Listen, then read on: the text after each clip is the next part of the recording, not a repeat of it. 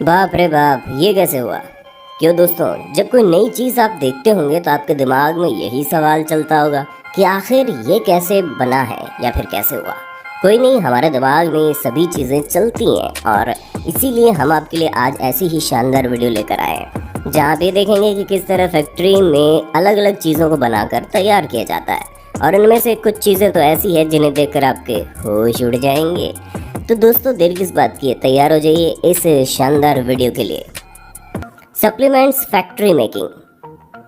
दोस्तों, हर जिम करने वाला लड़का या लड़की अधिकतर सप्लीमेंट का यूज़ करते हैं ताकि वो अपनी बॉडी को तगड़ा, खूबसूरत और हेल्दी बना सकें। पर क्या कभी आपने सोचा है बॉडी को बढ़ाने के लिए सप्लीमेंट को फैक्ट्री में बनाया कैसे जाता है?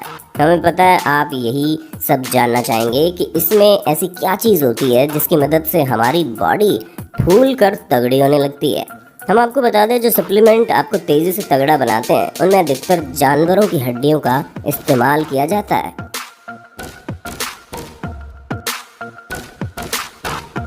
खासकर उन जानवरों की हड्डियों का इस्तेमाल होता है जिनमें प्रोटीन सबसे ज़्यादा पाया जाता है, क्योंकि इनकी हड्डियों में पाए जाने वाले कैल्शियम की वजह से बॉडी बिल्डर्स की हड्डियां मजबूत होती हैं और उनमें ताकत आती है।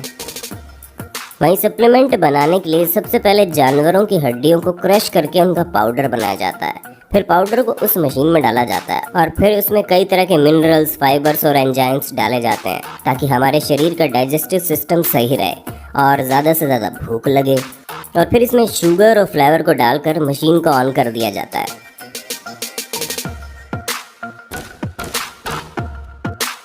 कुछ ही देर में सप्लीमेंट पाउडर तैयार हो जाता है, जिसके बाद इसकी लैब में जांच की जाती है और अगर रिपोर्ट सही आई तब जाकर इन्हें डब्बों में भरकर मार्केट में बेचने के लिए भेज दिया जाता है।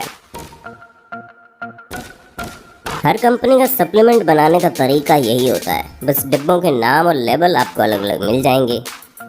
वैसे हम आपको ये बता दें कि सारे सप्लीमेंट जानवरों से नहीं बनाए जाते, कुछ को मिल्क प्रोटीन से बनाकर भी तैयार करते हैं।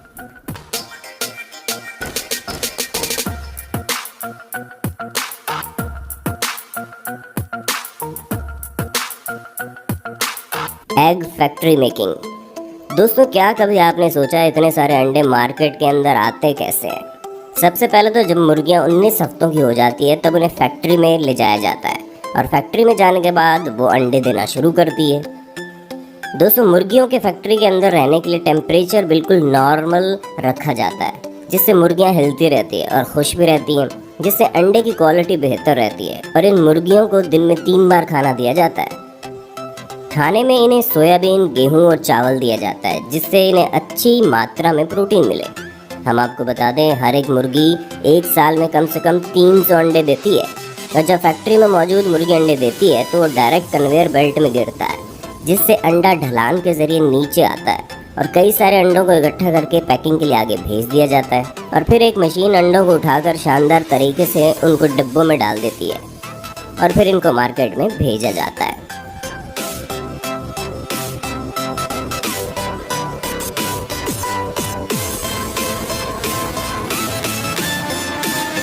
Coca Cola factory making. दोस्तों, जो आप कोका कोला पीते हो उसे पीने से पहले आपको ये ज़रूर पता होना चाहिए कि आखिर इसे बनाया कैसे जाता है, क्योंकि किसी भी चीज़ का स्वाद लेने से पहले उसके बारे में जानना बड़ा ज़रूरी है। दोस्तों, इसे बनाने के लिए सबसे पहले बड़े से मिक्सचर में कार्बोनेटेड वाटर यानी कि कार्बन युक्त पानी को डाला जाता है और फिर इसके अंदर कैफीन और शुगर को ऐड किया जाता है, जिसके बाद इसमें फास्फोरिक एसिड भी मिलाते हैं और स्वाद के लिए इसमें कोका पत्ती का अर्क डाला जाता है।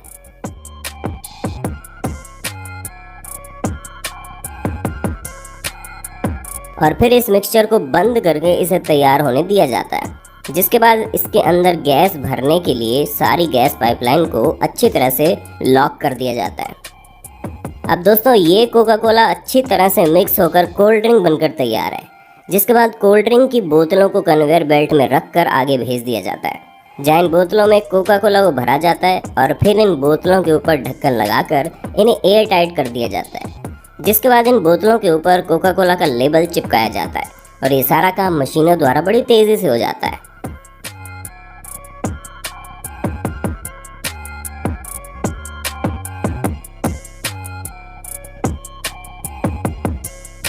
वैसे दोस्तों कोका कोला से याद आया कि आपको किस ब्रांड की कोल्ड ड्रिंक सबसे ज़्यादा अच्छी लगती है, क्योंकि हमें तो वाकई में कोका कोला बहुत अच्छी लगती है। बाकी आपकी पहली पसंद क्या है, उसका नाम हमें कमेंट बॉक्स में तो बता ही दो। घी मेकिंग फैक्ट्री।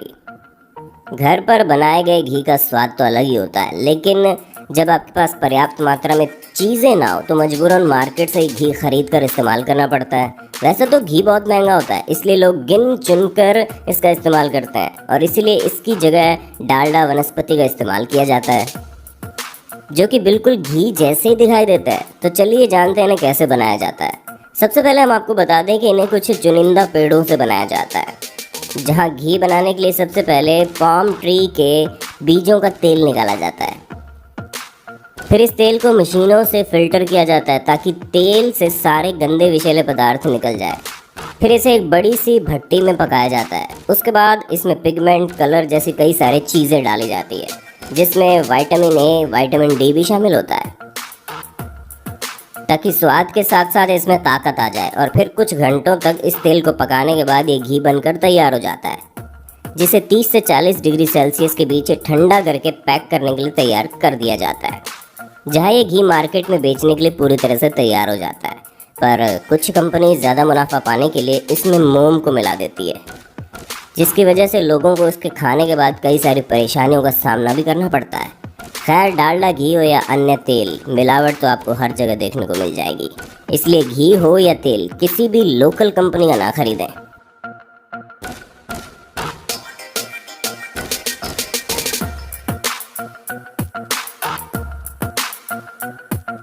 तो दोस्तों हमें पूरी उम्मीद है कि आपको अपने होस्ट और दोस्त सैम की वीडियो में मज़ा आ रहा होगा। अगर हाँ तो साथ ही इस वीडियो को लाइक करते चलिए, ताकि फ्यूचर में इसी तरह के इंटरेस्टिंग वीडियोस हम आपके लिए लाते रहें। Milk factory making. दोस्तों अगर आप गांव में रहने वाले ऐसे इंसान हैं जो डायरेक्ट अपनी गाय भैंसों से दूध निकाल कर पीते हैं, तब तो कोई बात नहीं। लेकिन हाँ, अगर आप भी हमारी तरह बाजार से पैकेट या फिर बोतल वाले दूध का सेवन करते हैं, तब तो ये वीडियो आपके लिए बहुत कारगर है, क्योंकि यहाँ पर हम आपको दिखाएंगे कि किस तरह फैक्ट्री में दूध बनाकर तैयार किया जाता है, जिसके लिए सबसे पहले तो बड़ी बड़ी डेयरी फार्म में जानवरों से मशीनों के द्वारा दूध निकाला जाता है।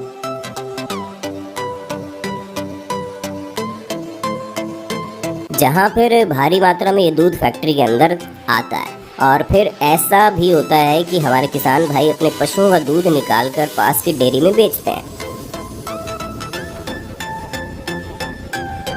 जहाँ पर ये सारा दूध इकट्ठा कर लिया जाता है। और फिर दूध को इकट्ठा करने के बाद इन्हें एक बड़ी सी मशीन में डाल दिया जाता है, जहाँ ये दूध को जमने से रोकती है। और यहाँ पर ये दूध 40 डिग्री फ़ारेनहाइट पर ठंडा भी रहता है। और फिर ये ठंडा कच्चा दूध एक विभाजक के माध्यम से गुजरता है, जिसके बाद दूध से फैट को अलग कर दिया जाता है ताकि क्रीम को निकाला जा सके।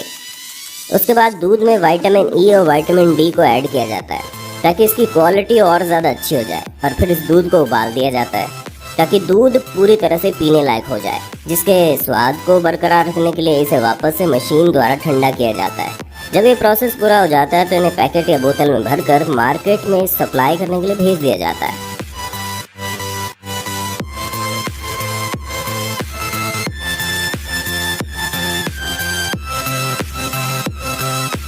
Mineral water manufacturing. चलिए दोस्तों अब ये जानते हैं कि मिनरल वाटर हम तक कैसे पहुंचता है। दोस्तों मिनरल वाटर को बनाने के लिए सबसे पहले फैक्ट्री में ग्राउंड वाटर से लेकर नदी से पानी कलेक्ट करके फैक्ट्री में ले जाया जाता है, जिसके बाद पानी का ऑर्गेनाइजेशन किया जाता है, जिससे इस पानी के माइक्रो बैक्टीरिया मर जाते हैं। और फिर पानी को सैंड और कार्बन फिल्ट्रेशन की प्रक्रिया से गुजारा जाता है। और फिर पानी को रिवर्स ऑस्मोसिस के प्रोसेस में लाया जाता है ताकि पानी के अंदर में मिनरल और सॉल्ट निकाले जा सके।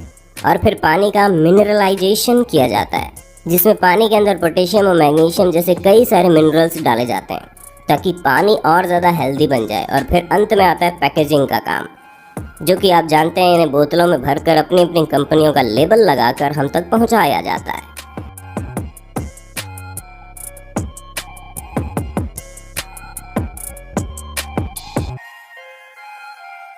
तो दोस्तों आज के लिए बस इतना ही। उम्मीद है आपको हमारी आज की वीडियो पसंद आई होगी। अगर हाँ तो